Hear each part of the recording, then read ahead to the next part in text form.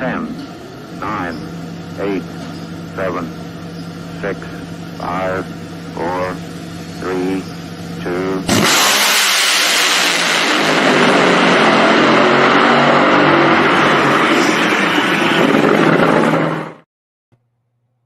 Live Tuesday night, Power Hour on CompetitionPlus.com. Hello, I'm Lee Kraft, a.k.a. the Monday Morning Racer. Over there, Mr. Bland, Dujournay Bland, host of the Not Bland Show. He certainly isn't bland. He's like your favorite steak seasoning. It just flavors it up. We're going to dive in on the world of drag racing tonight, and a lot to recap from the world of NHRA, drag racing, and beyond. We're looking at, Funny Car Chaos and Nitro Chaos. They've got a big postponement, and this weekend, the Southeast Gashers Association, they're at, home for them, Shadyside Dragway, just outside of Shelby, North Carolina. Dujournay, we got a great guest lined up with a big, big win back at the Arizona Nationals. Yeah, and off to a great start. You know, I started combing through some of the stats and numbers for him from last year, and all the hard work they were doing, especially towards the end of that season, is now being able to translate, and it's showing up on race day. It's really impressive to see the work that they've done to get this car to where it is. And, Paul doing an excellent job driving the race car, starting to come and show itself here, and at a right time, get off to a great start to the regular season. Absolutely. We will be talking with Paul Lee in just a few moments. We got him in the green room, queued up and ready to go after our first break. After we talk with Paul, we'll be talking with someone that you're very familiar with on the show, and that is Nicole. We're going to have her swing by as a guest. She is heavily involved in TV herself, and we're going to be talking about, the announcement that the NHRA is going to be making a move of bringing an outsider in. Well, not to the octagon, but they are octagon. I wonder if we'll get some MMA. No, you never know. But nonetheless, having some outsiders come in and help navigate for a future that is rapidly approaching 2027. Apparently, there are some new talks with Fox, and decisions need to be made. In the world of sports, Dujournay, you know this from the NFL, TV rights are a primo thing, and they are always being negotiated.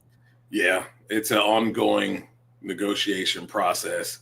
And hopefully with this addition and with this help can put us in a position and put the sport in a position where it can be, elevated to the light that I think a lot of us think it's at. And I'd like to see it get back to some of the Winston days where the payouts are a little bit better. More money means more small teams might be willing to come out and swing the bats a little bit more. Absolutely. Well, up next, Paul Lee here on the Competition Plus Power Hour.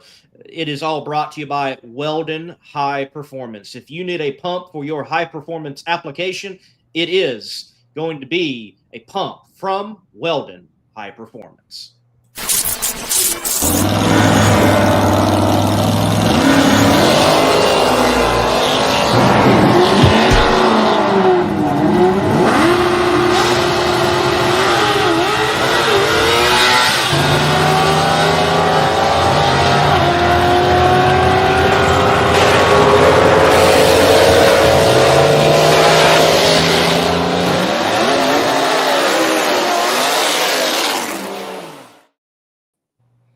Paul Lee, welcome tonight to the Power Hour.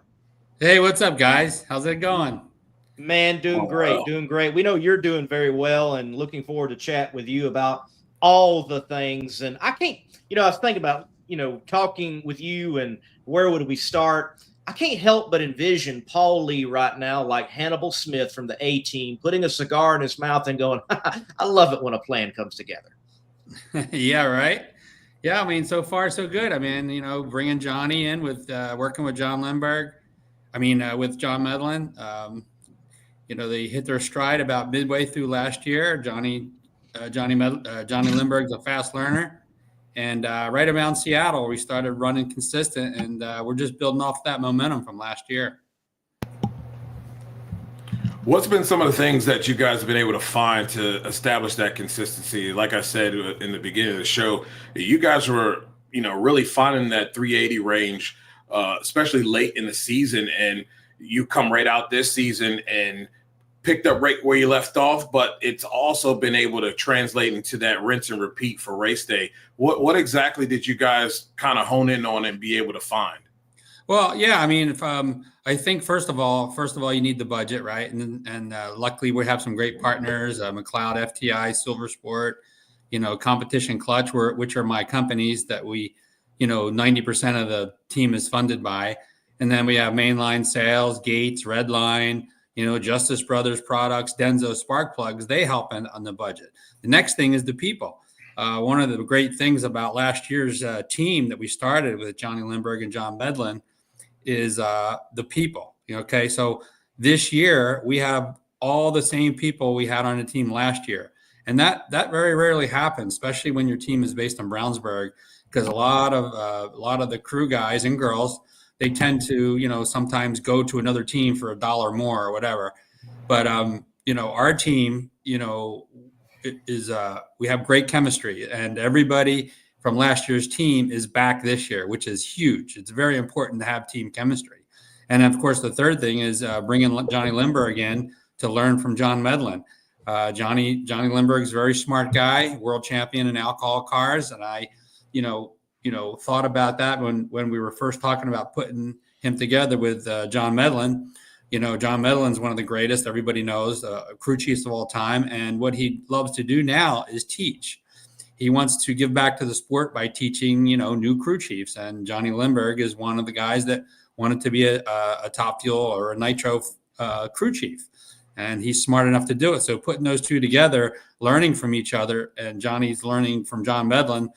And, he's a fast learner, right? It only took a half a season, to start running really, really fast. So he's a quick learner. And by the end of the year, we were running low 380s. And we're just taking off, where we left off last year. You have those three things. You got to have the budget, the people, and you got to have the right parts and pieces, which we do have. We built a new car in the off season. As everybody knows, Johnny Lindberg is not only just a good crew chief and a driver, but he's also a fabricator. So he put together this new car for us this year. And it usually, like according to John Medlin, it takes 3, 4, 5 races to learn a new car. John Medlin told me that he's never had a new car run as good as the last car. So it's like learning again. But hey, on the second race with this new car, we won. So these guys are doing a great job. Absolutely a great job for you and your team. Speaking of you and your team, I can remember, maybe 3, 4, 5 years back, even if I'm observing correctly, you did not want to go up against Paul Lee in round 1 because he was going to get his round 1 victory. Maybe not go all the way and win the race, but he was going to get past round 1. And then there was a dip, and now we're to where we are now. So for you, with your program, you could have rocked along and been that round 1, make a semifinal round appearance type of guy. But obviously you wanted to win. Where were you with the program there, and what did it take? What has it took internally and behind the scenes to get to this point with a Johnny Lindberg and a John Medlin? It's all about the people, right? There's just not that many crew chiefs in the sport that are really good. There's a lot of crew chiefs, and there's a lot of okay crew chiefs, but there's very few crew chiefs that are capable of winning championships. And that's what I've been trying to find, that right combination since I started this team back before COVID. We had some little bit of success back when we first started, and then we fell off, it's just that way it is. And then, it's trying different, people in different positions. And that's just like any business. If your business has, weaknesses in certain areas, you make changes, right? You either hire more people or promote from within, whatever. This is no different. It's just taken, me a few years to put the right people together. And now, I believe more than ever that I have the right group of guys and girls. We have, all, guys on our team that are back from last year. And we have, Marla O'Gwen. She's, a woman that's on our team. So that's why I say both guys and girls, so we have a great group of people. And that's what it takes is just the different mix of people that you put together. What a weekend it was in Arizona. Was it one of those days where you kind of get up, you guys had a really good qualifying session. You get up on race day and you just kind of have that feeling like something great is going to happen today? That day, yes, I did. Because, it was the 18th anniversary of Eric Medlin's passing. And we have every Sunday, we do a team prayer on race day, and John Medlin leads us in that prayer. And he mentioned Eric. He said to Eric, you can help us today, whatever you can do to help us, keep our team together, be safe, and do the very best we can. And actually that day is like, it did feel special. And it was a surreal feeling. Everybody was calm. Everybody's going to their jobs. And we just had a feeling it was going to be our day. So yeah, I did have that feeling. Yeah, you certainly look at it and it seemed like everything lined up perfectly. And it certainly makes you go, yeah, with everything involved. Yeah, we won the first round with a 4.44. I don't know if you guys knew that, and Eric Medlin's number was 4, right? So how do you explain that? It wasn't even a good run. We were lucky to win that round. And because my opponent, Chad Green, he smoked the tires and we smoked the tires further down track. And it just happened to be a 4.44 up on the scoreboard. I mean, you can't plan that. No, you can't. You can't script it. It's scripted by Providence. That's the only way it can be scripted, for sure. And what a spectacular moment. And certainly, I think it's one of those feel-good stories that is going to live on through not just this year. It's going to live on well beyond this year. It's up there with McEwen and Indy and those type of events in the world of drag racing and motorsports. It's right there. So sure it will be for me and our team. I mean, we all feel the same way. We felt that Eric was with us all day, and whether you believe that or not, hey, we lived it. And I'm going to tell you, even if I win another 25 races, this will always be more special. I don't know that I could get any more special than this race, and doing it with John Medlin, who's a really close friend of mine. He's just a great person, and I couldn't have been happier for any. I was more happier for him than I was for myself, for sure. Getting your first win, a lot of people, whether it's stick and ball sports or racing, always think about that win and what it will be like. I know you guys had all these extra circumstances that made that win special, but was it what you thought and what you dreamed of? Well, I've won Wally's before. But it's been 21 years. Yeah. And, the last, I won an alcohol funny car. I won 1 divisional Wally and I won 3 national event Wallies back in the early 2000s. But the last time I won a Wally was 21 years ago. So, I mean, it's more of a, this is what you try for. Our team is not out there just to participate. We're out there to try to win, and it's hard. The sport's hard. If it was easy, everybody would do it, right? Right. It's expensive, and it's hard, and it's tough to get the right people on board in today's world, especially. When I was growing up, and years ago, everybody wanted to go drag racing. Now it's not like that, so it's really hard to get good people on your team, and when you get them, you want to try to keep them, and we have a great team, so for sure. And I did win one funny car Wally, or not Wally, national event in an NHRA back in 2008 when I drove for Paul Smith. So, I've won races before, but yeah, this was just super special. Had to be gratifying too. You put this team together, you put all this work in, you get a year where now we've got a level of consistency because we've kept people around. It definitely had to be gratifying for you to kind of have all that work culminate in that moment in Phoenix. Yeah, for sure. Because although I have won races before, but it's never been with my own team, right? This actually is my first win with my own team. I drove for other, owners in the past, and like I said, back in the 2000s, alcohol funny cars, and then of course I drove for Paul Smith and IHRA, and we won a race. He was a great guy to race with, lots of fun. But yeah, it's pretty satisfying to be able to do it with my own team. Like I said, it's like a business, and I love my guys and girls, and we want to keep this momentum going for sure. So, you look at the conditions, Gator Nationals, then the conditions at the Arizona Nationals, and then we look at the conditions at the Winter Nationals. No consistency whatsoever, it seems like, in the NHRA Mission Foods season thus far.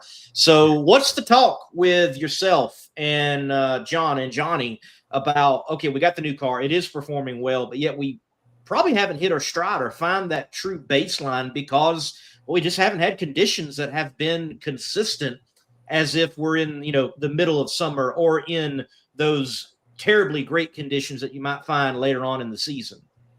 Yeah, I got to give Johnny Lindberg a lot of credit. At the end of the day, John Medlin is there to teach him, and he's learning. Those guys talk constantly. They ride together in the car every morning. They're together, but at the end, the calls are made by Johnny Lindberg. So, like his Gainesville, it was just a disaster with the rain, and it's really no one's fault. It just was horrible weather all week. We didn't really get any good test sessions in. And we did, we had a whole day washout. It was just awful. And then we go to Phoenix, and it's the opposite, 140 degrees, 135, 40 degrees. Hey, we set low ET in round 2. So, hey, give them credit. And then we go to Disneyland conditions in Pomona, where you could just throw it all you got. And we set low ET in round 1. So whether the track was hot or cold, we were able to set low ETs in a couple of those rounds. So I'm pretty proud of, Johnny and the guys and the girls and what they put together. And of course, between rounds, we were able to, in Phoenix, we were first car up there in the staging lanes every round. They turned the car around, no mistakes. That's what a team is, man. We have a heck of a team. I'm just proud. I'm proud of all of them. Now, with all this consistency and this great, production that you guys are producing out there on the racetrack, we come up on 2 4-wide races. I looked at these, and we were talking about it on the Not Bland show earlier. These are some races where you can jump up and snag yourself some wins because the rounds are shorter, and you only got to go 3 to get the Wally. This is a time where you kind of sneak up and steal 2 of these things early in the season.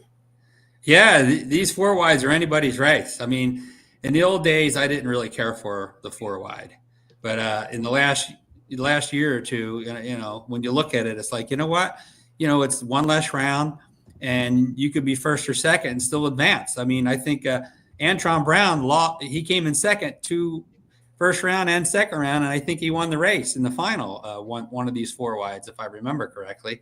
But yeah, it's a great time to take advantage and steal a race for sure. Paul, Dave W. chimes in. He operates dragracereference.com. He says that in your IHRA days, you were runner-up to Matt Hagan at Rockingham. Then you beat Daniel Wilkerson at Milan in back-to-back finals. And now you're all competing together in NHRA Nitro Funny Car as the world of drag racing turns. Yeah, that was, I remember that. Yeah, of course. We actually set the track record in Paul Smith's car at Rockingham, and then Matt beat us in the final. That was back in the day when he had his own car. His dad owned the team. David Hagan, great guy, by the way, great family. David's an awesome guy. I always say hi when he comes to the races. But he owned the team back then, and Matt was driving. He was just starting out. Driving and in the final round, he beat me in the final. We had a part break about halfway down the track, and Matt beat us. And then we came back and went to Milan, and Dan Wilkerson just started driving. He was driving his dad's car, and they came to Milan, and fortunately we were able to win that race in the final. That was 2008, I believe. I have an interesting question. I'd like to get your take on this. As a businessman, what will it take, or what does it take in order for the NHRA as a whole collective to grab some of the obscure NASCAR sponsorships? What is that going to take to draw them in to want to say, I want to be on the side of this race car too? Probably a better TV package. Fox has been, our TV for the last 10 years, right? So, and we're getting ready to negotiate a new deal. I think we need to, and I think we've spoken to the people at Fox and NHRA that deals with Fox, and they have, if you notice, these last couple of shows, they've tightened up the shows. They've showed a lot more pit drama, things going on in the pits that people want to see. Before that, we weren't showing any of that because we had so many classes to show. Like, for example, the other day I watched the Pomona coverage, and they showed the first 2 rounds of Top Fuel Funny Car, but they, instead of putting other categories in between, they went to the pits and showed the drama of working on the car. And this, maybe this guy's coming late, like Cruz was late getting to the staging lane. So they showed that drama. I think that was pretty big improvement, in my opinion. So if they can tighten up this show and keep going in the direction that they're going, we'll have a nice TV package to have for Fox. And then that in turn helps us sell more sponsorship. Right. Nothing wrong with changing things up and getting a different story, getting a different angle. And, drag racing's challenging to cover. How can you cover everything that is at an NHRA national event? You can't. Go with those storylines that make sense, and go with those storylines that are going to draw people in and keep them hooked. Yeah, I mean, that's where you got to show the drama of things happening. I mean, there's so many interesting things that go on between rounds that the fans never see, or the people at home never see. I'll give you another example. At Gainesville, Alexis was going into the semifinals, and she almost didn't get up there. They had to, service the car, strap her in the pits, and drag her up there at the last second. I mean, when you start showing that stuff, it just makes it a more interesting TV show. Yeah, that drama definitely helps, and it creates like a level of suspense for the viewer, because that might be their driver, and they're like, oh boy, are they going to make it? Yeah, we had that drama this weekend with Cruz. I mean, he almost didn't make it up for the second round, right? And we were all waiting, and the TV was over there, seeing, hey, what was going on there? People want to know why it took him long. They had a problem with an engine block. They had to change between rounds. That's cool stuff. Yeah. And the people at home need to be watching that on TV, because they want to see that. Well, why was he late coming up there? Well, if you have the cameras back there showing the guys thrashing on the car and getting the body on and getting the guy, buckled in at the last second, that's cool stuff. And I think that they're doing a great job of trying to tighten up our package.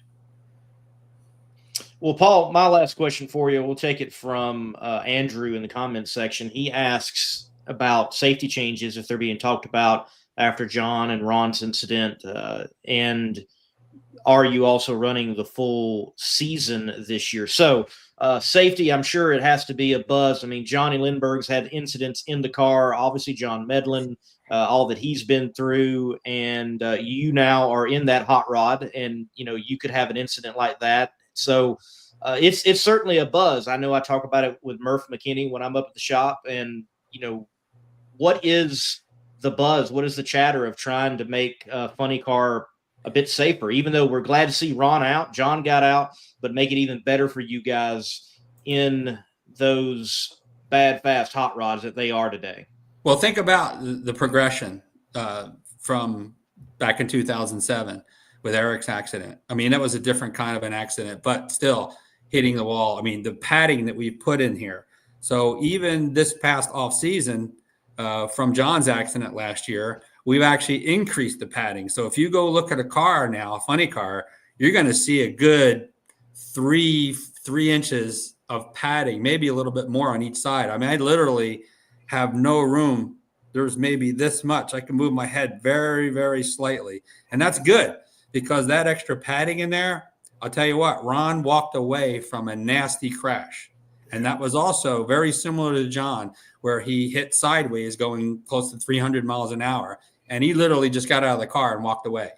I don't know that he would have done that with the old padding. It might have been similar to John. He got hurt.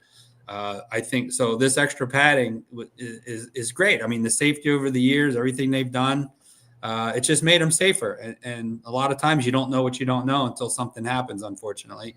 But, for sure, John's Ron Capps is very happy with that extra padding. The way he smacked that wall, took a big hit and basically walked away from it. So, it's all been positive.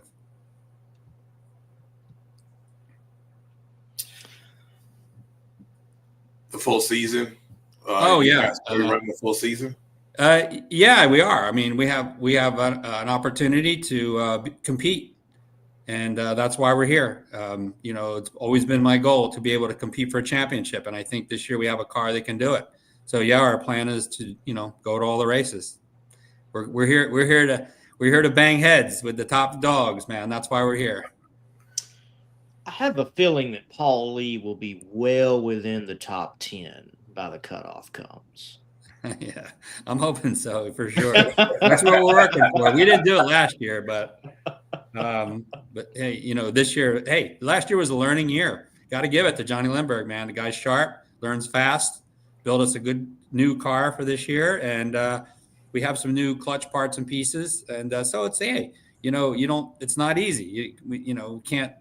You can't run low 380s right away, but hey, by the third race we were 382, so that's not bad for these guys. No, not bad at all. Paul, man, look, congratulations on a spectacular win, a win that is so much bigger than just you getting your first win too. And I know that it is such a huge moment in the sport, and it's cool that you're a part of it, and it's cool how you're doing it, and glad that the plan is coming together. And I'm sure in 2025, it's not the last win either. Go get another one. Yeah, that's where we're there every, one round at a time, and we're there to win races. We're not there to participate. And, I love my competitors, I'm friends with most all of them, we're all buddies, but when we get up to the starting line, we want to beat each other. So it's all good. Awesome. Paul, thank you. Thank you guys. Good to see you. Nice to see you. Paul Lee getting a spectacular, huge win at the Arizona Nationals. I firmly believe that's not the last one in 2025, Dujnay. No. Car's running too good, and I'm glad that you have a Johnny Lindberg tuning. I've been crying for that new blood to come up and to take a chance and allow him to showcase his skills in a big show. Funny Car has been awesome to watch. And you're right. The way this whole season's playing out, a lot of the little guys are not, they might be small teams, but they got big gloves on, and they're throwing some real big haymakers that are staggering what others would say the big dogs in the class. So I definitely think they're going to be right there in the thick of things, and it's a regular season champion that's going to be on the line as well. And right. I have a feeling they're going to be contending for that this year. Absolutely. And Funny Car has been absolutely wild thus far this year. Chad Green with a win. Then you've got Paul Lee, who we just talked to, and now Jack Beckman. And I would say that the obvious contenders, they haven't been at the top as of right now. But we see also people not qualify that we expect to qualify. But that's going to happen from time to time when you've got 20 cars, 21 cars showing up, and there is a true legitimate bump spot, and you find conditions going up and down. So Funny Car has been providing some great drama right now. And overall in NHRA drag racing, what spectacular storylines we have had. But certainly, Paul Lee, I think another win in 2025, it's going to come. Yes, I agree with Dave W. They're going to be a guaranteed countdown contender, and we're not going to be worried about him being in the top 10. He's going to be, I think, well within it, and it is going to be an interesting year in NHRA funny car racing.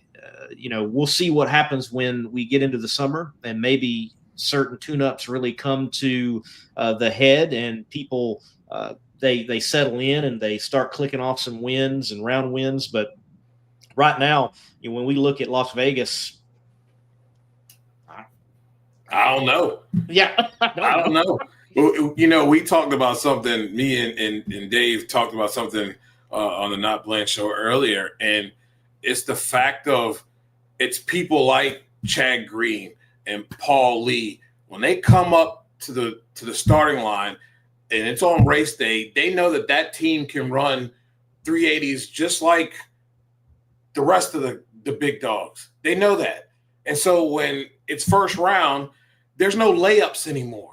I can't go up here and say, well, man, I'll just run a 395 against Paul and I should be fine. Right. Nah. If you think you're going to lay up, you get beat down.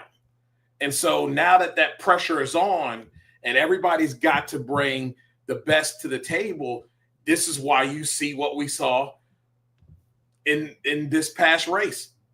Number one cars that we should be there in the final out in the first round, because the pressure is great and you have to bring your best ball round by round. There's no gimme rounds. There's no mulligans in this thing anymore. If you don't bring the fastball, well, you're packing it up and chilling out in hospitality.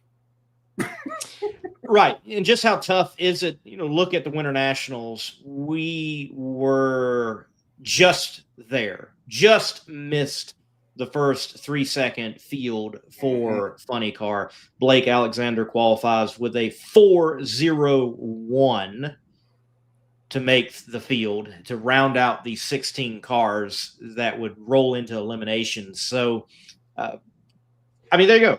It's that tough. It's that tough. And Blake Alexander, let's remember, technically that is a new car and a new team on the side of Chad Green Motorsports. Yeah. So you've got this team that is certainly figuring things out, still gelling. They come together. They crack into the field, yet Bob Tasca doesn't make it. Wacky. It's wild out here. Wacky. So, and also we didn't talk about it a whole lot, but Paul Lee has got to be commended, along with John Medlin, of being willing to do something a little different in the nitro ranks than what people tend to do. Because for so many years, it has been, let's get all the great minds onto 1-3, on one team. Let's have 4 great crew chiefs that are going to make it in the Hall of Fame and have them all on this team. And John and Paul have decided, we're going to do this differently. We need new blood. We need new thinking. We need new people at the top that are going to carry this sport forward. And that model, I'm glad he's doing it. And I'm glad that it's working out. And I hope more people begin to do that. It's got to happen. We've been hearing too many of the same names for too long. Yeah, I agree. It's kind of like what the NFL used to be, a handful of years back, recycling the same old coaches. So it's nice to see guys take a chance and let these young cats put what they've learned, to out there and let them learn, let them grow. Right. Absolutely. Well, Paul was certainly helped by a sponsor that we have here on the show as well. When Paul goes out there and performs exceptionally well, such as winning the Arizona Nationals and winning whatever race he's going to win next in 2025 and beyond, he's doing it with Redline Oil in that big Hemi on nitromethane. So just as Paul wins with Redline Oil, you can as well in your application. Reliability to drive thousands of miles. Confidence for those who fly high. Redline oil products give you the power to crush the competition and a track record of being the best. Redline oil products. You push it to the limit, we'll protect it. And joining us now, Nikki, Clark, Nicole. Welcome to the show. And hey, we're here all together. That's pretty cool. You're not just filling in for one of us, so that's cool. I know. I love it when it's all three of us. It's fun. Awesome, I love it. awesome. And we've got you on. We're going to dive into this TV talk. You know, Andrew, he asks about it. What do you guys think about the TV coverage? I don't like them showing 2 rounds at a time and having a little pro stock coverage. And let's dive into all of that. Let's dive into where we are at. Let's dive into sparring in the octagon. No, it's octagon. On that. But nonetheless, let's talk about TV. Let's talk about TV. Why? I mean, let's start here. Let's start here, Nicole. We've got why and the why I want to talk about is that's actually my real job. As much as I love you guys and I love racing, we know that's not my full-time gig. And my full-time gig is I'm a TV programming director. I plan out stuff. And it just so happens I work at a CW station who is interested, according to the articles, with getting NHRA on it. And I may say some stuff that sounds like a commercial or a pitch to get CW, NHRA, but there's reasons. But as Paul was saying, no, Fox has been good for NHRA, and they've done a lot of stuff. They've done, look, when you've gone from the ESPN to the Fox has done an amazing amount of coverage. And like I said, I love that they're doing pit stuff now. I can't really go into whether I think the qualifying runs. I don't like the condensed qualifying. I will say that. I like it when they show everybody's runs because, every team has fans and everybody wants to see their team. And if you're cutting them out to get to who you think is bigger, you're cutting people out. But anyways, I think Fox was good for NHRA for a time, but I think it is time for a change. And I'm glad they have Octagon on board. Octagon, if you're not familiar, is they're a sports agency. Jerry Maguire. They're basically going to kind of do that for NHRA. They're going to be like, hey, we're going to make you guys look good and we're going to find you the best deal. Because it's money. It's a business. We love it. Everybody's passionate about it, but it's a business. And right now on Fox, honestly, I mean, and you guys can agree with me, we're shot down the priority list.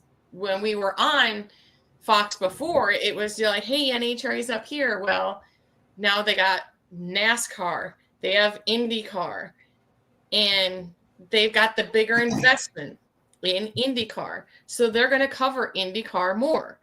They're going to cover NASCAR Cup more. We're going to have in the fall. What are you going to have? You're going to have football. NHRA is going to go down. We get the bucket for football. It's not going to be live. So I think now is a time for a change. And I think Octagon, the way I understand the way they work too, is that they're going to help with the marketing of NHRA. I think that can be improved too. And I mean, it goes back to investment. Fox puts in the work for IndyCar because they got the bigger investment in IndyCar. They're going to get more sales ad revenue from IndyCar.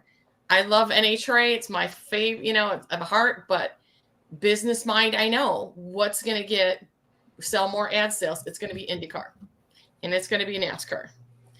And I think they do a lot of things on TV and social media wise that NHRA teams can learn a lot from. We'll get into social media here in a little bit. Things I think that they could learn from IndyCar too, but and I feel like I'm rambling on. Is this okay what I'm doing, guys? Am I okay what I'm talking about? Hey, you're great. Hey, I think you're tracking right. I mean, I think we both agree that the last days at ESPN were dark. And Fox was very refreshing. And Fox did a great job. And Fox, I think, is continued to improve But Yes. even though with improvement, as we see right now, it seems like, yes, we are last on the pecking order in a portfolio that has continued to gobble up more and more motorsports. Yes. Right. And here's what I'm going to tell you why. This is where I'm kind of going to do my little CHW pitch from inside, kind of. I'm not giving away any trade secrets. Like I said, we all want to, everybody's trying to make money. It's a deal. The racers want to get, more eyes so that they can get more sponsorship. The TV stations want to get more eyes to get more sales revenue to sell more stuff. This is why I think going to CW or another channel might help. On CW, we have NASCAR Xfinity. But when is NASCAR Xfinity aired? That airs on Saturday. And it's all live. We have a pre-show, the race, and the post-show. We're good. And they're almost all Saturdays. There's a couple of Fridays in there. If NHRA came over to say CW, they would be on Sunday. We don't have NFL football on CW, so there's no competing with the football. And everything, somebody asked me the other day even, they're like, hey, what about doing stuff live? Is it going to be live? Is it going to be recorded? Not one of my sports I've had on CW yet has been recorded. They've all been live. So it would definitely be, we would be, on another network, especially like CW, where we don't have the football and stuff like that. We have college football Saturday. So Sunday would be a designated NHRA day. I don't know if they get qualifying shows on. I think they could do recorded, like Front has live on Saturday nights, but on Sundays. And here's another reason I love CW, is working with them with NASCAR. They do so much to help the local affiliate level promote NASCAR. I don't see that with Fox and the Fox affiliates is getting help promoting NHRA. They send us promos every week to promote it. They send us after the race right away within I'm talking like an hour after the race, we have interviews with like the winners or the players, little recap packages, cut and dry, ready to go to put on our air to promote at the local affiliate level all around the country to promote that sport. And so, like I said, I don't think it's just good for on air and for the fans. I think it would help all around if it was somebody like CW. And like you said, as Adam said in his article, one of the board of directors also works for NASCAR who owns CW, but that plays no part. Legally, you can't play a part. And Right. But like I said, I think it's just time, because we want to get NHRA, we want to be the priority. NHRA TV, I love. I can't, but I'm a TV nerd. I watch it on NHRA TV, and then I go watch the coverage, and I judge both. I'm sorry, I do judge. I judge the TV coverage, because back when I was a PR rep, I'd watch and I'd be like, I'd go up to the producers and be like, why isn't my driver getting coverage? He's got sponsors like everybody else. He won 3 rounds, never got it. I mean, I'm feisty and I fight for my people. That's all I'm saying. So here's my question, and here's a question that has been posed a few times. I've seen other people who kind of had something to say about this. Yeah. When it comes down to, let's say here in Valdosta, the local affiliate here, CW. Now, I know some people have said their local affiliate has not carried certain Xfinity races. Is that something that can be adjusted across the board, or is that by choice, by region, by area, that they have a choice of whether they carry it or not?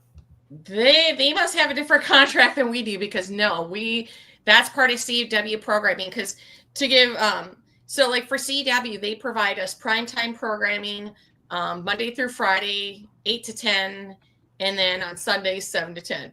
Well, then they recently, over the last couple of years, started airing sports, and so they started give us kids programming. If they're lucky enough to get away with covering it, bless them. I don't get that. And this might go along the same lines too. Another question is, like here in Indianapolis, we're not on Dish TV or Direct TV. And so many people they've cut the cord and they only live by YouTube TV. They have these great things called antennas, not the kind that we had as kids. We had to yes, I'm aging myself, but with the tin foil at the top and stuff. They have these every big box store, like $15, and it adds extra thing, free over the air. There's not an app, free over the air. Because I've had that with NASCAR. People are like, I don't have cable anymore. How do I see your show? Here's several different ways, but my best bet's going to be just get you over the air antenna, $15 at Target, and you're set. And they've been happy with that. But yeah, I've never heard of them not having to carry the sports. But I don't have that choice. Yeah, I know Dave was talking about that on the Not Bland show earlier. Yeah. He had said that his local CW station doesn't air all of the races, of the Xfinity series, which is that's weird. I was like, okay, interesting. Yeah, we air all of them. We promote all of them. Right now, we got radio promotion for the Martin, for the next race. No, Darlington was last weekend. So yeah, I mean, no, trust me, we promote them. I have to promote them once an hour, Monday through Friday, and I don't know how they're not getting away with not covering it. So we're talking about, CW here in particular, with possibility of in the future, maybe something NHRA as they continue to expand. And I want to ask about that expansion because the CW to me, as I think about being a cable user many, many, many years ago, it was always some, if I may say, B-rated sitcom or rerun type of platform and didn't really see much live entertainment or sports. So the CW seems to have made some moves to change its portfolio. Why now motorsports in particular? Yeah. Well, if you haven't watched in a while, you should watch because honestly, we don't have very many actually scripted programs. And that's something I was going to bring up too, is what we've done with NASCAR Xfinity. But we have WWE now on Tuesdays that gets incredible ratings. And that's a live show. We have the game shows, same thing, non-scripted, gets the big numbers. Police 24/7, Crime Nation. We have like 2 nights really of dramas, and that's it. If you haven't watched your CW show, you really should check it out again. And here's my biggest thing, and this comment was even liked by Brad Schwartz, who's the head of programming for CW. The numbers for NASCAR Xfinity, they are better than they've ever been. This past weekend's race had over 1 million million viewers, going to computer talk, had capped 1 million viewers for the Xfinity race. That's the highest that race has gotten since 2017. And that was on a CW. The first Daytona race, it was higher than any race in its previous network by a lot on CW. So people, like they said, they haven't watched for a while, so they don't understand what we do now. We have lots more sports.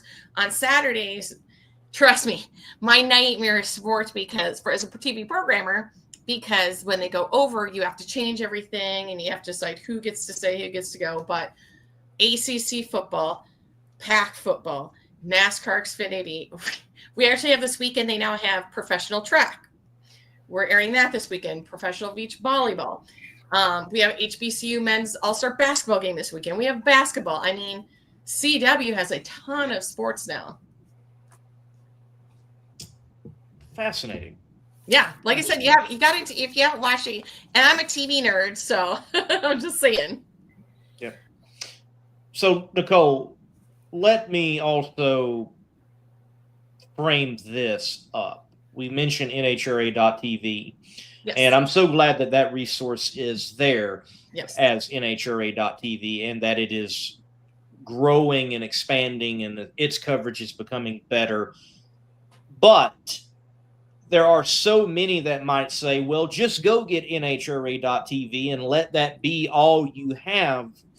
And from what I can tell, that is not the best move for drag racing, that everybody in drag racing would go get NHRA.TV and watch it just there. So why is TV so important? Well, this is something I've learned too. And I think I was even telling Tishani about this. You have to think about who your viewers are. Your viewers aren't all savvy young people who know internet, who know how to stream.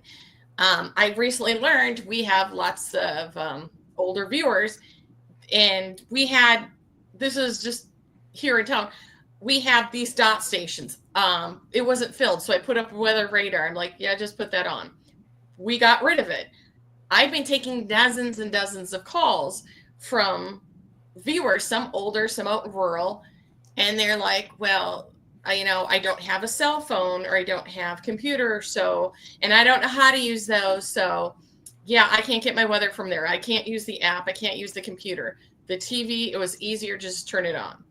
You have people who are like, I'm a race fan, but I'm not rich. TV, I don't have the money to stream. I don't have the extra $150, but I want to watch racing. Free over the air. And as a local affiliate, that's a big thing for us. We want to make sure people have it free over the air. Everybody should have access to free over the air. And that's why you really want to network. When you put on FS1, FS2, not everybody has access to that. I have cable and I have to for the job, trust me, or else I'd cut it. But I don't get FS2, I only get FS1. So if they move to FS2, I'm out of luck. So you have different type of viewers, you just don't have savvy, I can get in, watch it on the app, or I can watch it on TV. They don't have access to that. No, in the rural country, same thing. They may not have fiber hooked up or streaming. And so you have to think about all the viewers, all the fans. My thought process was on, I just saw it and I was just I think it escaped me. Yeah. And we can talk about too, it's like in the marketing too. I hope we talked about this earlier, and I hope with the marketing, because I kind of feel right now too, where like it's not just NHRA's responsibility. It's not just Fox's responsibility. It's the team's responsibilities too, and the drivers and the social media to help promote the sport, to help grow the sport also. The more you grow it, the more money we can make, the more, stations and networks are going to want to carry NHRA.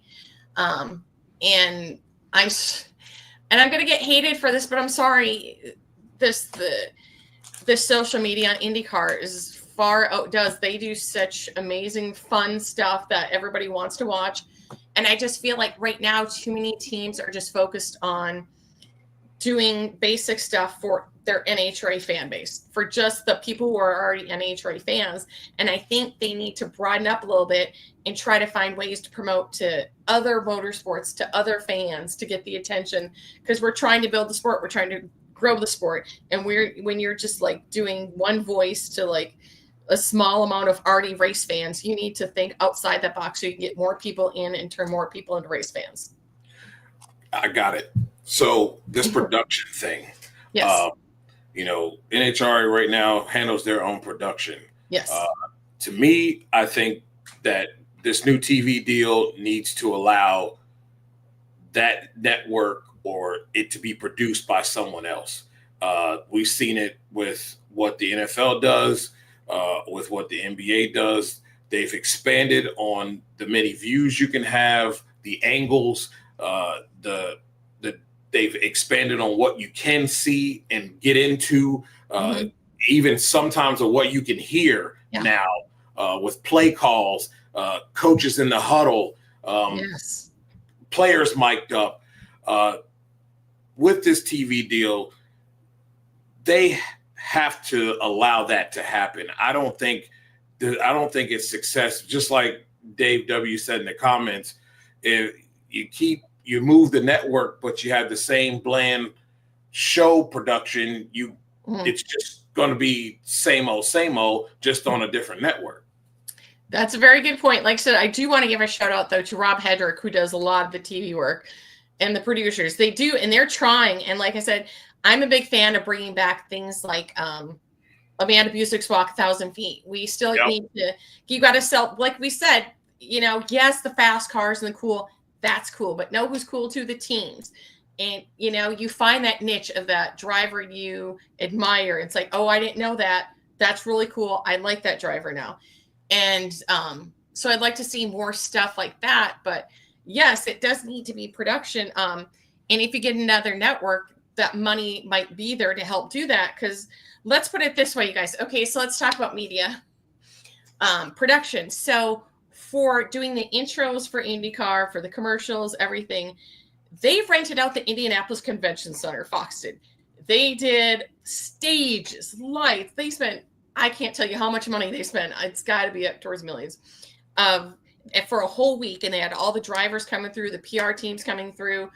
And they spent like all that. They had lights, they had smoke. I mean, they had everything. And I understand the limits and that, but then you watch NHRA and we got a little smoke machine and we got a little, little hallway. And like, we have some, as I call them, the lightsabers behind them, but that's what we can afford. And that's what we can do.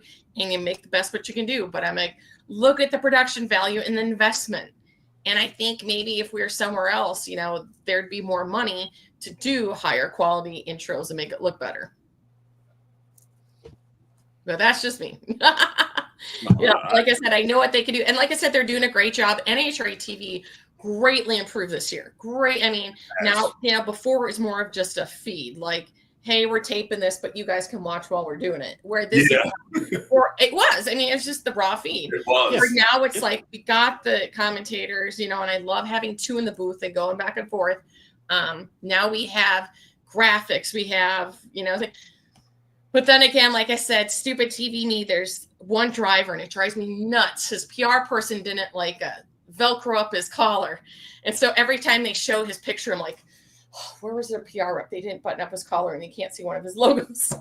But that's just that's the marketing side of things. That's the PR and marketing and TV girl and me just going crazy. I'm like, why didn't they get him to do his back? But yeah, so like I said, it's just, I think if we go somewhere else, there might be more investment to do higher quality work. And that's just me. And they, like I said, and kudos to him for expanding the sport, for bringing in Dave Freeberger. He has a huge social media following, so he's bringing those fans over. Jordan, who, of course, I adore, used to work with him. He's got that girl audience now. They're bringing over a younger audience, bringing over. So, I mean, they're doing great things and everything. And like I said, I have high hopes for Octagon. I really think they'll help, and hopefully they'll help with marketing messages. I mean, even 1 year, I hope they do it we did 1 year with PR reps. They brought in somebody to help us with social media. They brought in all the drivers, the PR reps and everybody, and brought in experts that, hey, this is how you can do your social media better. This is a good post. This is a bad post, and this is what you do. And it helped a lot of us. One team, not in particular, and I won't go there, but they did try and they try to help. And so, like I said, it's a team effort by everybody in the NHRA from the bottom up. They all got to work together to get the product bigger, market us bigger, get the networks who want to fight over us. Everybody will want a piece of NHRA, and that's the dream. Yeah. So, brass tacks, negotiations that are going to be taking place, yes, as they just wheel with contracts coming to an end and new contracts needing to be signed. What is a beneficial package for the NHRA in the future beyond what we have currently? I think it's like more money and more coverage. I mean, like you said, it's a circle of life. The drivers want to get better airtime so they can get more eyes, more sponsors. Same thing. NHRA wants to get more eyes, more sponsor. I don't think we're getting those eyes on Fox anymore. I just don't feel like we're getting it. And it's not what the fans want. The fans want live. They don't want like 3 or 4 tape delayed like it used to be. And it did get better. Like I said, it got better for several years, and kudos to Fox and getting us there. But it's going to be a money thing. It's going to be a negotiating between money. It's going to be, ad sales. A big thing is something called barter. In the commercial time slot, how much can the network sell and how much does a local affiliate get and how much does NHRA get? Because that's going to be big, because the money comes from advertising dollars. NHRA is getting the money from the TV deal, and the TV people are getting money from the commercials they can sell in it. And so the sponsors. So it's going to come down to several factors, but mainly this one. Yeah. That mean. I have to do that every day. I've negotiated for contracts, and you feel good when you get them, but, myself, I had one that didn't come through this year, and I was just so mad at myself. I'm just like ready to cry in my office. Thank God I have my own office, and I have shades so nobody can see me. It was a heart. It was a dagger to the heart. I'm like, I can't believe it. I can't believe this. Yeah. I'm just human. I cry. Yeah. As I think we all do agree, though, the NHRA is doing one thing, the Fox is doing one thing, but something that each and every team can do is more. And there are too many NHRA professional teams and or drivers that have little to no social media presence compared to their contemporaries in other professional motorsports. Absolutely. It is a business. And like I said, I mean, the thing I also love too, I wish NHRA would do is that, and lots of stations can't afford it, but IndyCar hosts a media content week where all the reporters, like last year, everybody flew in from across the country and they did in California. This year they did in Indy, where all the media outlets gets to spend like hours with the drivers, you know, all suited up and do, you know, social media content, do interviews, you know, take pictures. Whereas with NHRA, if you've been to their media day, it's like, go get your pictures. Now go over here. Now you get it. It's like trying to fit them in for like an hour. It's like, can you guys make it in, please? Where it's like IndyCar, it's like, no, you guys are going to play nice and you're going to go play with all our reporters. The social media people are constantly looking for new ideas and fun ideas and keeping up with the trends. Blaney, still one of my favorites ever is Blaney. They did the Celine Dion challenge, you know, where they rip off the baby, you know. In fact, one of my favorites too was Jen Gothel, who used to work for NHRA and be the head of media. She went over to Rahal Letterman and she did so much fun. She used to do with Graham Rahal, and she would do fun stuff around the track with the three drivers. And the thing I like too is they have the teams, and so all the drivers get along with each other. They do fun little skits, you know, not skits, but you know, everybody gets so serious, and part of it's they don't make the time for it. They're just like, you know, some of them will like once a year do interviews used throughout the year. And there's some teams that do exceed it though. I love JCM. Elisa's doing amazing things with Ida and Alexis, and it shows their true personalities and gets excitement. Hagen, oh my God, Hagen, yeah. Ashley and Chloe and them, they do a great job, and they make Hagen and Tony say it out. If you've not seen this last weekend, they do so creative. The hand challenge, eating the burger with Tony and Matt. You have to look at it. Yeah. And Matt's not afraid to make fun of himself. If you saw the one where all of his crew did impressions of him, it's fun stuff like that. And, you know, like, you need to show the personality of your driver. You want to give people a reason to cheer for that, you know, woman or guy driving that car. This is a reason you should show their true personality, and they have to make the time for it. Yeah. And I just don't feel like they do. That's why I want to get out to the race. I have so many like content ideas for Competition Plus. I'm like, oh, I want to do this. I want to do that. I need to get out to a race, you know? So yeah, everybody, when you have like one person, you know, in all the teams with the same group, they're not standing out.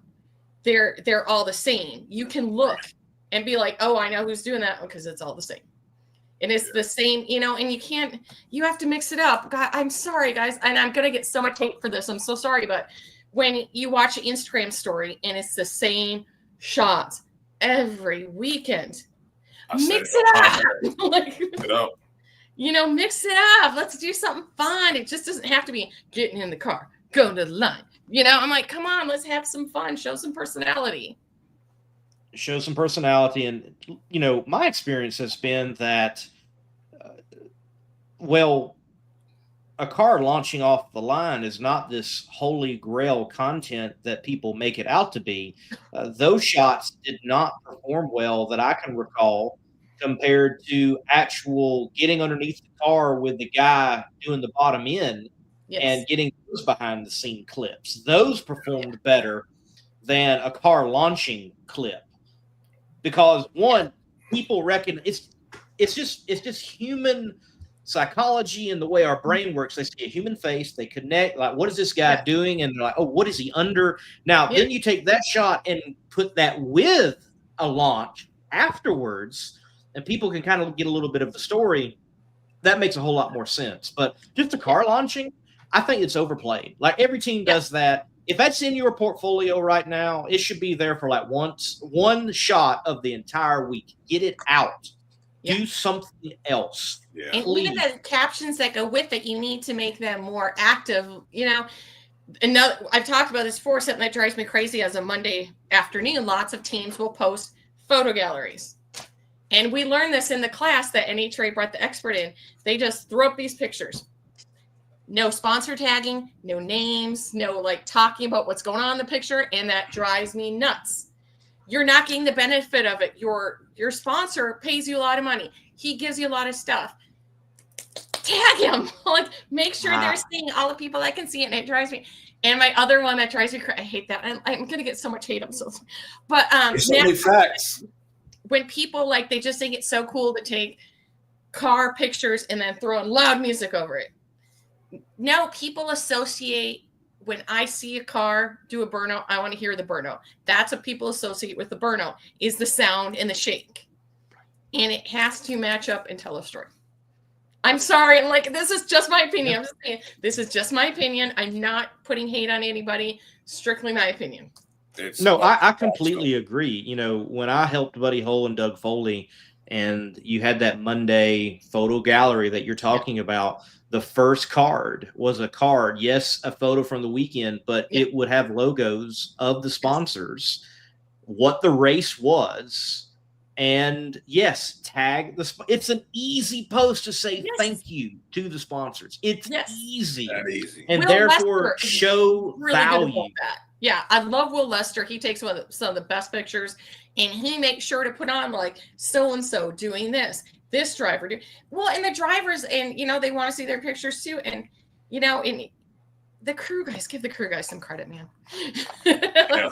I think that's where you win is start including the crew guys in not just with the social media, but even with TV, because those guys are the offensive line of that race car. And if people start getting to know those guys, I think people will be even more drawn to a team, because some people actually do this, you know, as a hobby, and they race and work on their own cars, and you get to know some of these people and who they are and their personalities, because there's more to a team than just that one person that gets behind the wheel and gets to drive this thing. So I think there's a lot of missed opportunities, whether it's social media or even TV. Yes, but the crew chiefs, I mean, they do amazing things. And like, and what I'd like to know, and I talk to my friends, like, what do you do what's that small little thing that you do that makes the car the difference between traction, not getting traction? I want to know more about that stuff. I mean, if we had like We freezing. Uh-oh. Nikki, out-talk to the internet. We disappeared. There we go. Oh, where they explain. I want to do more explanation stuff. I want, you know, Jordan to go out into a crew, you know, into a pit and be like, okay, the tires, this is what they're doing, and this is why it does this, you know. Teach us about the races. Why, you know, why do they lose traction more? And like, not just say it in the booth, show me, take me down, show me the tires, and do more of that kind of stuff. They did that for a while, but like I said, this all goes back to TV though, because it's all marketing. Everybody's got to do their job. Everybody has a responsibility in NHRA to do this, to make more. Yep, agreed. Absolutely. Like, look, if the NHRA could go to the negotiating table and say, CW, Fox, NBC, whoever, look, I think of it this way. You get from the NHRA that package for the weekend that you can put your image with and share, and it's like the TV times and where to watch and how to watch. Well, if I'm sharing that to my, 3,000 follower page, Top Fuel page, that's not really doing much for Fox. But if every Top Fuel, if every funny car team, if every pro stock team had really the numbers just to their contemporaries in Xfinity, I won't even say Cup, but just in Xfinity, then you go to that negotiating table and you're like, okay, all of our professional teams, when they put out that week, watch here, you're getting 2-3 million eyeballs when they're all combined. That's how it works. Yes. Right. Yes. It's not just TV anymore. It's on the websites.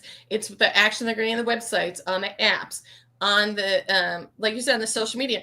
And going back to, that's another thing CW does. I don't think Fox does. They provide us for every race too. CW sends us social media ready packages ready to go. Like every size we need for whatever social media. So, you know, if you're even the news site, we have like, you know, 200,000, whatever.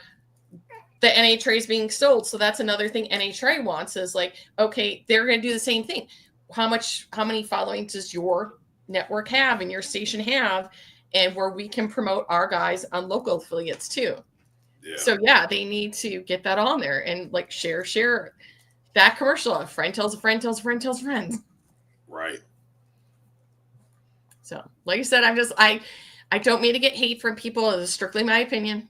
I'm like, it's my opinion as I've been in TV for, you know, 20 years and, you know, lived my entire life in racing.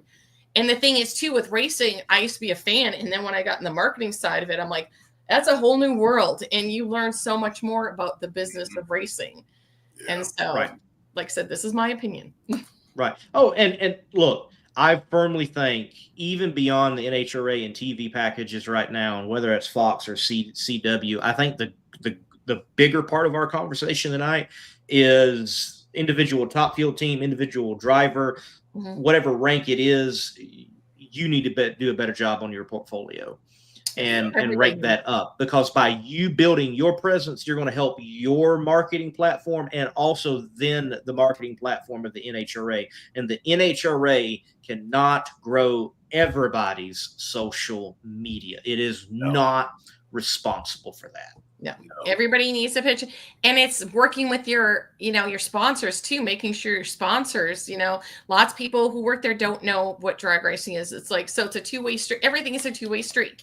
You know, you need to talk to your sponsor and get their people out there, get their social media involved. You know, you want to make sure that, you know, you're getting seen. It's back and forth. So sponsors even help play a part in growing the sport.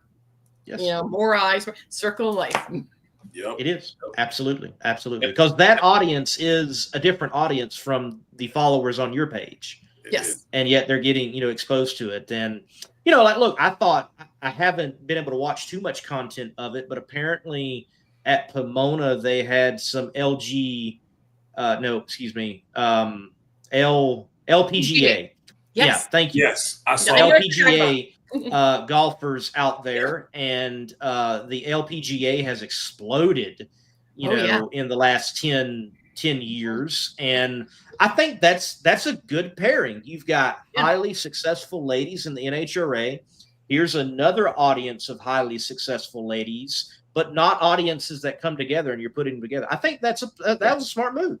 That was a very smart move. And I think we've talked about before, Tony Stewart has been amazing for NHRA because he brought in other motorsports and more people got eyes.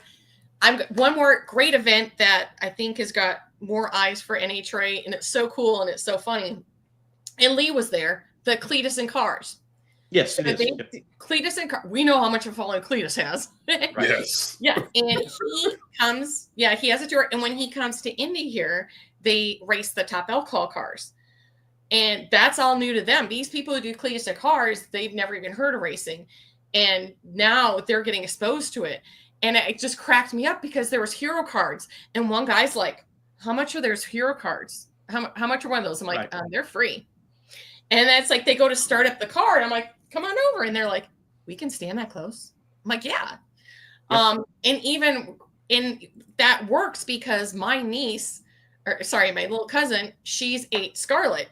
And she came up to NHRA in Brainerd, and she's like, who do you want to meet? She's like, Clay Millican. I want to meet Clay. I saw him with Cletus and them. I want to meet Clay Millican. She knows nothing about drag racing, but she knew Clay Millican from his social media and from Cletus. And she also knew Leah, too, because she was a woman driver. So those are two people that this 8-year-old just want to meet. Clay Millican, and she did, and Leah. And it just made her day. And because of Cletus. Right now, there are people who know about Alex Laughlin and Scott Palmer and no other drag racer because they put Travis Pastrana in a Top Fuel car.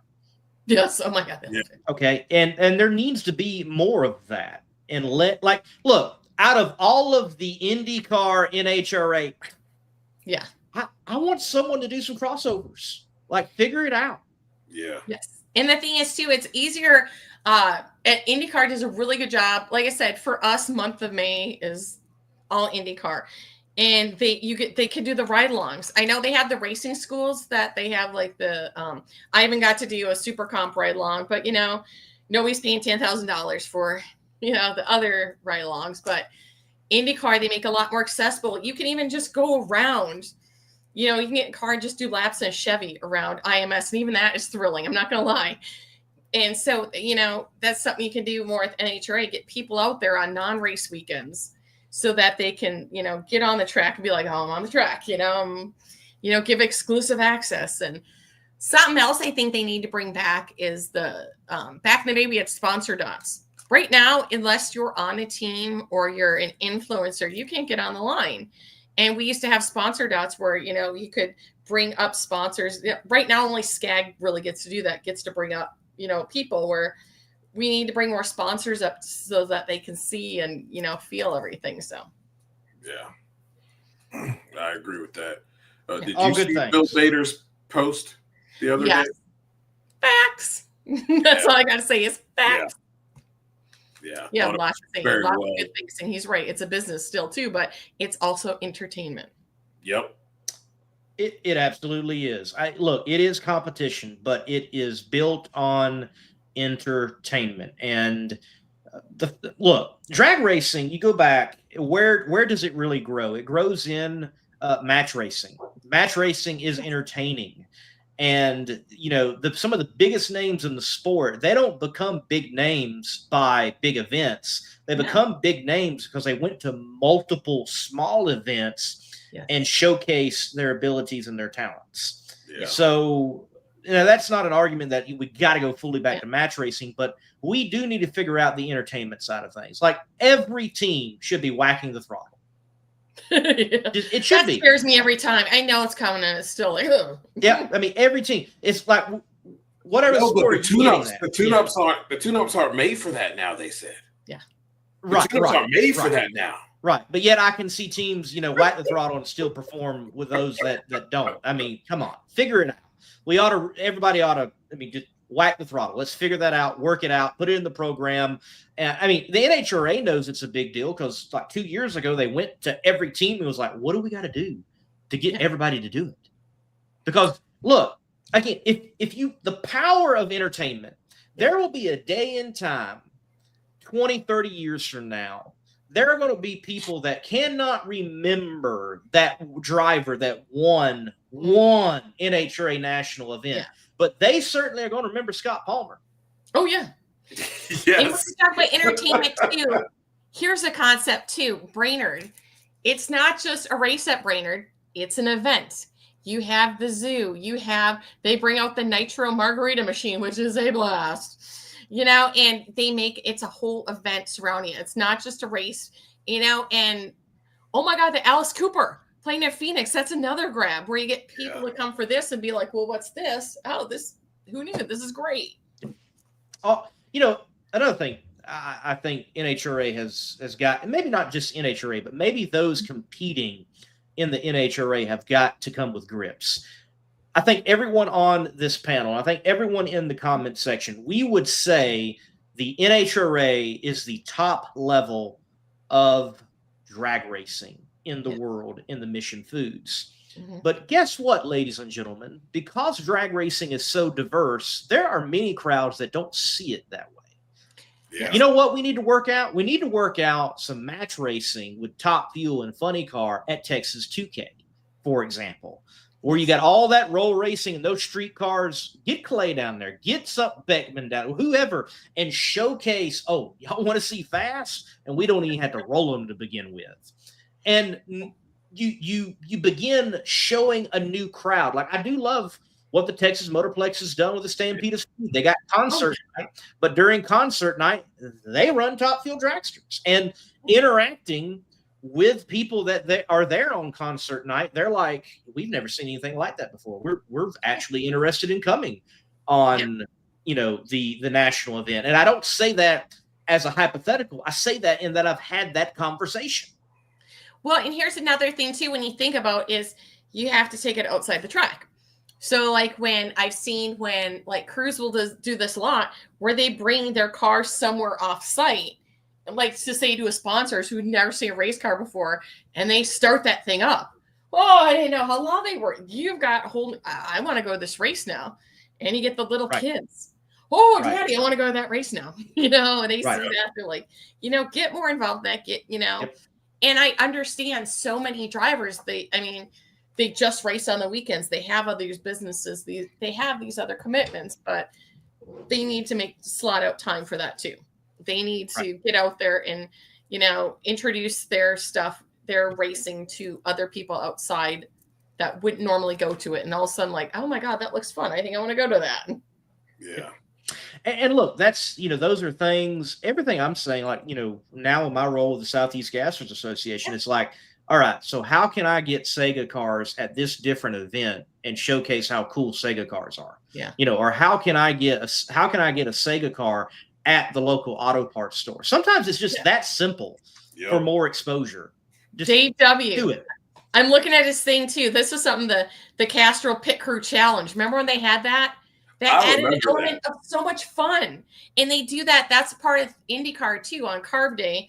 Indy 500, people don't realize because they're it's 3 days and they have this Carb Day on Friday, and you get to go and watch, and they do pit crew challenges, see how fast they go. They used to do that with NHRA. My vision, I'd love to have a weekend. Okay, this is my vision. Hear me out. A weekend of like the little NHRA Olympics with the crew guys. I want to have a rodeo. I want to have a big truck rodeo. I want to see whose teams does the best with the rigs and can park it and can do it. Because you wouldn't believe the people who come to the track, the guys who are amazed by how close, the trailers get. I want to see the crew guys.